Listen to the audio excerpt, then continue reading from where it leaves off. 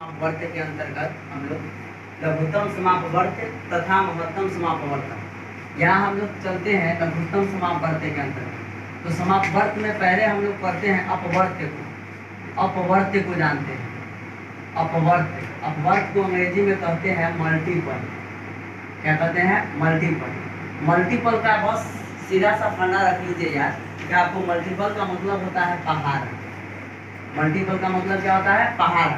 यानी मल्टीपल जो होता है कि जो संख्या का मल्टीपल निकालना है वो वहाँ से शुरू होकर के वो अनंत की ओर जाता है। जैसे एग्जाम्पल के तौर पर आप ले सकते हैं, यदि हमें क्या कोई कहेगा 5 का अपवर्त निकालें, 5 का अपवर्त निकालें, तो 5 का जब अपवर्त निकालेंगे इसका मतलब 5 का पहाड़ा लिख देंगे। यानी 5, 10, 15, 20, 25 आज सोन इन्फिनिटी तक जाए। अगर हमसे कोई कहा कि भाई आप निकालो 15 का अपवर्त निकालो, तो 15 का पहाड़ा लिखेंगे 15, 30, 45, 60, 75, 90, 105 एंड सो ऑन। ठीक है। तो अपवर्त का मतलब क्या हुआ? पहाड़ा। कि वह संख्या को अपवर्त कहेंगे जो उस संख्या से शुरू होकर के आगे की तरफ जाता है। यानी 5, 10, 15 देख रहे हैं कि 5 का निकाले तो 5 से शुरू होगा, 10 का निकालेंगे तो 10 से शुरू होगा, 15 का निकालेंगे तो 15 से शुरू होगा। तो ये अपवर्त हो गया। अपवर्त से ही बना हुआ है अगला पॉइंट मेरा समापवर्त। हमारा जो बना हुआ है पॉइंट अगला वो समापवर्त। अंग्रेजी में इसको कहते हैं कॉमन मल्टीपल। कॉमन मल्टीपल का मतलब होता है वह छोटी से छोटी संख्या जो दी गई सभी संख्या से पूर्णतः विभाजित हो। कहने का मतलब कॉमन मल्टीपल किसको कहेंगे? वह छोटी से छोटी संख्या जो दी गई सभी संख्या से वो क्या करे? पूरा विभाजित हो जाए। एग्जाम्पल के तौर पर तो ये कॉमन मल्टीपल 2 या 2 से अधिक संख्या का निकलता है। जैसे एग्जाम्पल के तौर पर हम लोग समझते हैं, जैसे मेरे पास 5 और 10 का कोई कहे कि कॉमन मल्टीपल निकालें, तो 5 और 10 में हम इसका कॉमन मल्टीपल निकालेंगे तो ऐसे संख्या को लेंगे जो क्या करेगा? इस दोनों से विभाजित हो जाता है। दैट मीन्स यहाँ पर 5 और 10 में एक और तरीका, 5 और 10 में सबसे छोटा जो बड़ा संख्या है इसमें उस बड़ा संख्या को लेंगे। तो 5 और 10 में बड़ा कौन है? 10। तो देखेंगे कि 10 जो है वो 5 से कट रहा है, 10 से कट रहा है, तो वहीं से शुरू करेंगे। यानी 5 और 10 में 12 है, 10 से 5 से 10 में क्या करेंगे? विभाजित करेंगे। तो 5 गुना 10 कट रहा है, 10 से कम 10। इसका मतलब ये 10 से शुरू होगा। 10, 20, 30, 40, 50 एंड सो ऑन। इसका मतलब क्या है कि समापवर्त अगर 5 और 10 का समापवर्त निकाले तो यह निकल जाएगा 10, 20, 30, 40, 50 इस तरह से बढ़ता चला जाएगा। ठीक है। अगर हम निकालें फिर दूसरा, अगर मान लीजिए मेरे पास यहाँ पर 7 है और यहाँ पर मान लीजिए कि मेरे पास 7 है और यहाँ 21 है। 7 और 21 तो बड़ी संख्या क्या है? 21 है। 7 से भी कट रहा है और 21 से भी कट रहा है। ये 21 हो जाएगा। 21, 42, 63 and 84 and so on. Example के तौर पर एक और एग्जाम्पल लेते हैं, जैसे मेरे पास 5 है और यहाँ पर आपका जो है हम ले लेते हैं कुछ ऐसा एग्जाम्पल, जैसे यहाँ पर मान लीजिए 12 है, 5 और 12 है। तो 5 और 12 में देखिए 12 सबसे बड़ी संख्या को पकड़ना है, तो 12 है सबसे बड़ी संख्या, तो 12 को पकड़े तो 5 से 12 घटा देंगे तो ये कटने वाला नहीं। इसका मतलब है 12 के बाद वाला पहाड़ा पड़े, 12 दूना 24, तो 5 से ये नहीं कटने वाला है। 12 तिहाई 36, ये भी 5 से नहीं कटने वाला है। 12 चौक 48 नहीं कटने वाला है। 12 पंचे 60, तो देख रहे हैं कि 60 5 से भी कट रहा है और 12 से भी कट रहा है। इसका मतलब पहला हो गया 60। 5 और 12 का जो पहला समापवर्त हो गया वो क्या हो गया? 60 हो गया। उसके बाद 120 हो जाएगा, 180 हो जाएगा, 240 हो जाएगा, आगे की ओर बढ़ता है। कहने का मतलब समापवर्त का मतलब वो होता है वैसी संख्या जो क्या हो? दी हुई संख्या से पूर्णतः विभाजित हो जाए। तो 5 से भी कट रहा है, 12 से भी कट रहा है, यह मेरा क्या हो जाएगा? समाप्त है। लौसव को कहते हैं लघुत्तम समापवर्त। लघुत्तम समापवर्त को देखते हैं। अंग्रेजी में इसको कहेंगे लिस्ट कॉमन मल्टीपल। यानी लिस्ट कॉमन मल्टीपल किसको कहेंगे? पहले समझिएगा। कहेंगे वह सबसे छोटी या वह छोटी से छोटी संख्या जो दी गई संख्या से पूर्णतः क्या हो जाए? विभाजित हो जाए। पूरा पूरा कट जाए, विभाजित हो जाए, तो ऐसी संख्या को हम लोग क्या कहेंगे, लिस्ट कॉमन मल्टीपल कहते हैं। या लिस्ट कॉमन मल्टीपल वह भी होता है जो संख्या समूह दिया गया उसमें या तो वो सबसे बड़ी संख्या के बराबर होगा या उससे भी बड़ा होगा। याद रखिएगा कि जो हमें अगर लौसा किसी संख्या का निकालना है, एग्जाम्पल के तौर पर आप देख सकते हैं मेरे पास 5 है, 10 है, 15 है, तो या तो लौसा अगर होगा 5, 10, 15 का, तो दी गई संख्या में या तो सबसे बड़ी संख्या होगा या उससे भी बड़ा होगा। तो कैसे होगा देखना है कि अगर यह 15 इन तीनों संख्या से विभाजित हो रहा है कि नहीं, अगर यह तीनों से विभाजित होगा तभी इसका लौसा जो हो जाएगा वो 15 होगा, अन्यथा नहीं होगा। इसका मतलब वह छोटी से छोटी संख्या जो दी गई संख्या से पूरा पूरा क्या हो जाए, विभाजित हो जाए, तो उसे हम लोग क्या कहते हैं, लौसा कहते हैं, लघुत्तम समापवर्त्य कहते हैं। जैसे 5, 10, 15 में बड़ी संख्या 15 को पकड़ेंगे, अब 5 से लगाए तो 5 दिया 15, लेकिन 10 से 15 नहीं कट रहा है, जो ही जब नहीं कटेगा तो 15 का दूसरा अपवर्त्य पढ़ेंगे। अब वर्तमान याद रखिएगा 15 का दूसरा अपवर्त्य 15 दूना 30 यानी पहाड़ा। अब 30 को लेकर के चलते हैं तो 5 से काटे, 5 छक 30, 10 तिया 30 और 15 दूना 30। इसका मतलब 5, 10, 15 का जो लौसा हो जाएगा वो कितना हो जाएगा, 30 हो जाएगा। या मेरा क्या हो गया आंसर, क्या हो गया आंसर। उसके बाद एग्जाम्पल के तौर पर दूसरा देखते हैं। जैसे मेरे पास 10 है, 25 है और यहाँ पर क्या है 50 है। तीन संख्या ले लिए 10, 25 और 50। अब सबसे बड़ी संख्या कौन है इसमें, 50 है भाई। तो 50 है तो देखे 10 पचे 50 और 25 दूनी 50 और 50 से कम 50। इसका मतलब दी गई संख्या में सबसे बड़ी संख्या है, इसका क्या हो गया, लौसा हो गया।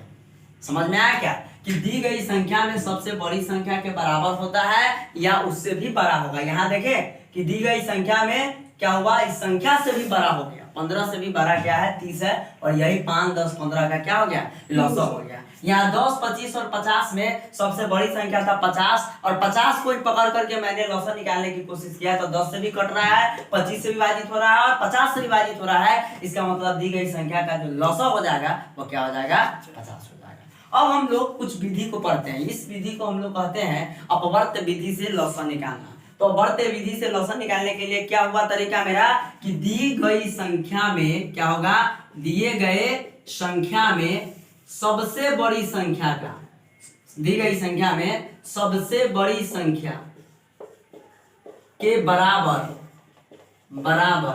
या उससे भी बड़ी संख्या क्या हो जाएगा, मेरा लौसा हो जाएगा। गौर फरमाइएगा यहाँ पर क्या होगा कि दी गई संख्या का, कहने का मतलब बराबर। समापवर्त्य विधि का क्या है कि दिए गए संख्या में सबसे बड़ी संख्या के बराबर या उससे भी क्या होता है, बड़ी संख्या क्या कहलाता है, लौसा होता है। यानी समापवर्त्य विधि से अगर निकालें किसी भी संख्या का लौसा तो क्या होगा कि दी गई संख्या जो हमारे पास होगा उस संख्या के बराबर होगा, जो बड़ी संख्या होगा उसके बराबर होगा या उससे भी बड़ा होगा। यह कौन सा मेथड है, समापवर्त्य विधि से लौसा निकालना। इसी प्रकार से अगर हम लोग देखें तो सेकंड मेथड को देखते हैं। सेकंड मेथड है आपका क्या चीज लेते हैं हम लोग, सेकंड मेथड है मेरा गुणनखंड विधि।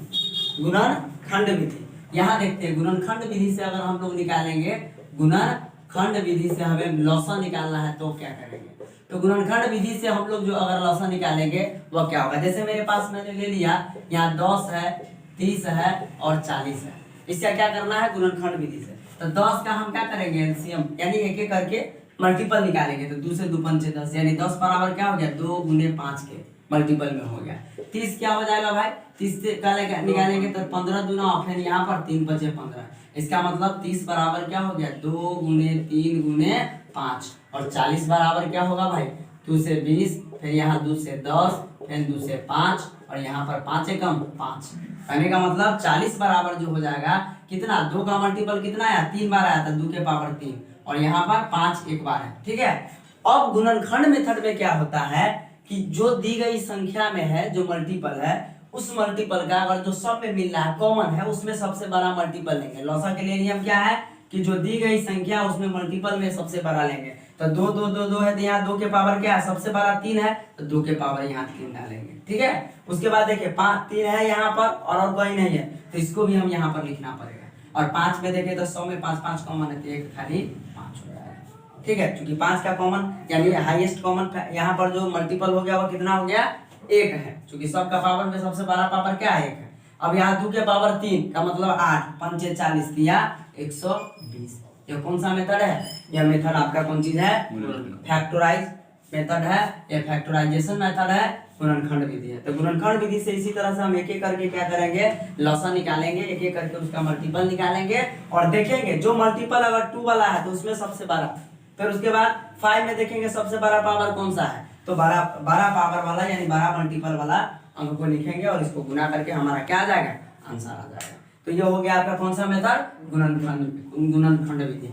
अब यदि हम नेक्स्ट मेथड लेते हैं तो वह एक होता है भाग विधि। कौन सा होता है, डिवीजन मेथड। यहाँ भाग विधि से अगर इसी संख्या का निकालते हैं क्या चीज हम लोग, भाग विधि से क्या निकालते हैं, लॉसा निकालते हैं, तो क्या होगा, तो 10 30 40 है, इसका हम क्या करेंगे एक साथ निकालेंगे, जो कि बचपन से निकालते आते हैं हम लोग।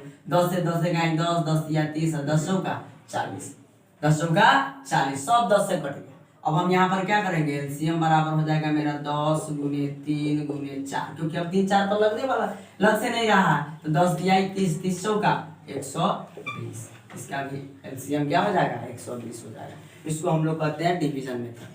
कौन सा मेथड कहते हैं, डिवीजन मेथड। तो एक हो गया आपका multiple method, common multiple method, एक हो गया आपका फैक्टराइजेशन मेथड और एक हो गया आपका डिवीजन मेथड।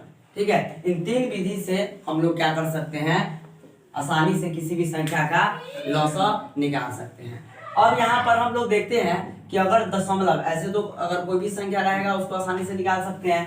अब हम लोग नेक्स्ट जो देखते हैं आपका आ जाता है दशमलव वाले संख्या का क्या करना है, डिवीजन एलसीएम निकालना है, तो हम कैसे निकालेंगे दशमलव वाले संख्या का एग्जाम्पल के रूप में उसको चलिए हम लोग देखते हैं यहाँ पर इस प्रश्न का जवाब ढूंढते हैं कि कैसे बनाएंगे।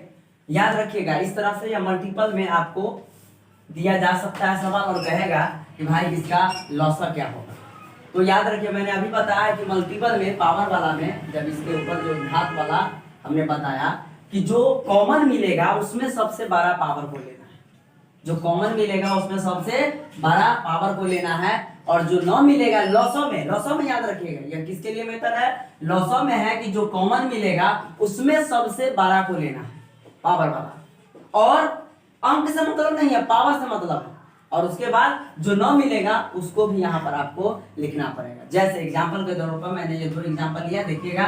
जैसे अगर हमें इस दोनों का ये पूरा एक अंक हो गया और ये पूरा एक अंक हो गया, ठीक है, ये पहला है और ये दूसरा है, दोनों का हमें क्या करना है, कंबाइन करके लॉसा निकालना। तो देखिएगा यहाँ पर क्या है, 7 के पावर 5, यहाँ देखते हैं 7 के पावर क्या है, 4। तो 7 के पावर 5 और 7 के पावर 4 में सबसे बड़ा पावर क्या है, इसका एलसीएम अगर निकालेंगे तो देखिए एलसीएम बराबर 7 के पावर 5 और 7 के पावर 4 है, तो इसमें बड़ा कौन है, 7 के पावर 5, ये हो जाएगा। चलिए इसका कहानी खत्म।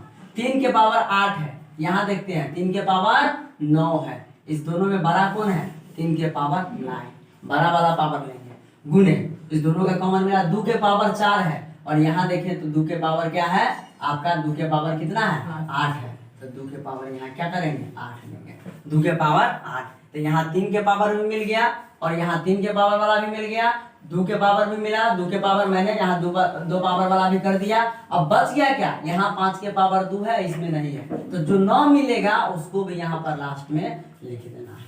यानी सभी संख्या का अगर हम क्या करते लॉसा निकालेंगे तो मेरा लॉसा कितना आ जाएगा, 7 के पावर 5, 3 के पावर 9 गुने 2 के पावर 8 गुने 5 के पावर 2, यह मेरा क्या हो जाएगा, राइट आंसर हो जाएगा। नेक्स्ट सवाल को देखते हैं।